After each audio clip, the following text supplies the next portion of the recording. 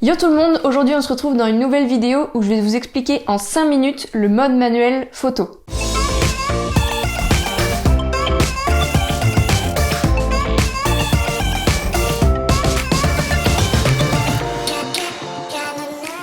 Le mode manuel se compose de 3 caractéristiques avec lesquelles il va falloir jouer et faire des compromis. La vitesse d'obturation, c'est-à-dire le temps pendant lequel votre capteur va être exposé à la lumière. Vous pouvez imaginer un petit volet qui va s'ouvrir et se fermer devant votre capteur. Ça se compte en fractions de secondes et c'est le fameux 1 sur quelque chose que vous allez retrouver dans votre appareil.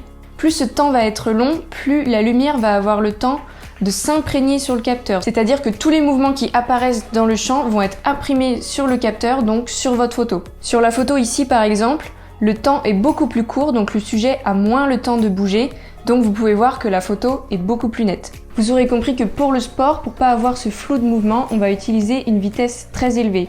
Par contre, pour d'autres domaines comme le paysage par exemple, où on veut faire des effets de pause longue, on pourra utiliser une vitesse très faible. Attention, quand on utilise une vitesse faible, il faut toujours utiliser un trépied, sinon votre propre mouvement du déclenchement de la photo fera que l'image sera floue. Compromis, plus la vitesse est élevée, moins la lumière entre.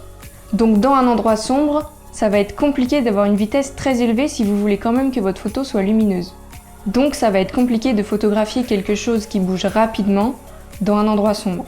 Mais par contre, avec un trépied, ce sera très facile de photographier quelque chose d'immobile dans un endroit sombre puisqu'il suffira de mettre l'appareil photo en vitesse très lente et donc vous aurez le temps de laisser rentrer la lumière même s'il fait quasiment noir. L'ouverture, qui est en fait l'ouverture du diaphragme qui s'exprime en F sur quelque chose. C'est donc un genre de cercle que vous allez choisir de fermer ou ouvrir pour laisser rentrer une certaine quantité de lumière. Plus vous ouvrez, plus la quantité de lumière est importante, plus le chiffre F sur quelque chose sera petit. Ce paramètre il va être défini par votre objectif qui aura une valeur maximale d'ouverture. Certains peuvent aller aujourd'hui jusqu'à f.12, voire même f.08, ce qui est très lumineux. Compromis, plus votre diaph est ouvert, donc plus votre chiffre est petit, plus votre profondeur de champ va être courte.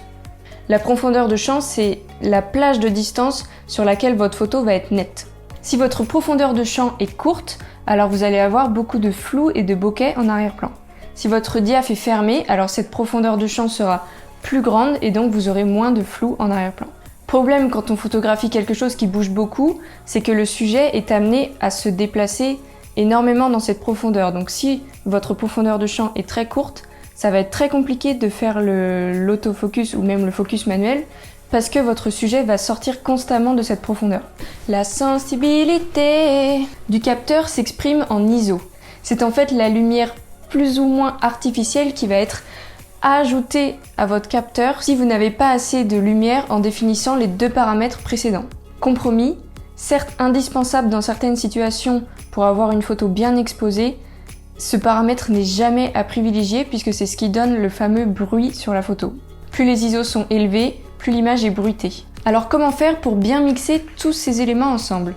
Le but bien sûr c'est d'avoir une photo bien exposée, c'est-à-dire qui ne perd aucune information ni dans les hautes lumières quand c'est trop lumineux, ni dans les basses lumières quand c'est trop sombre.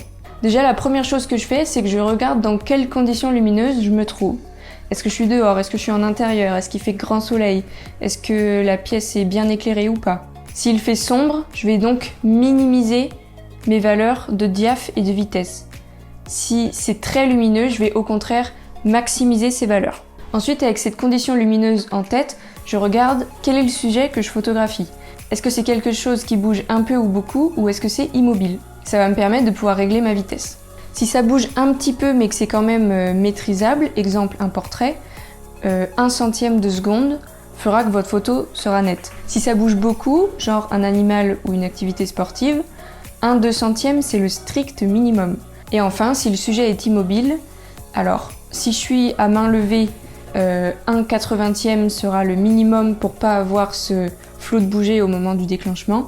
Si j'ai un trépied, là je mets à la vitesse dont j'ai besoin, même si elle est très longue, pour avoir l'exposition que je souhaite. À moins d'avoir un effet de pause longue voulu, pour moi la vitesse doit être toujours le plus élevée possible, ça vous permettra d'avoir une photo très nette.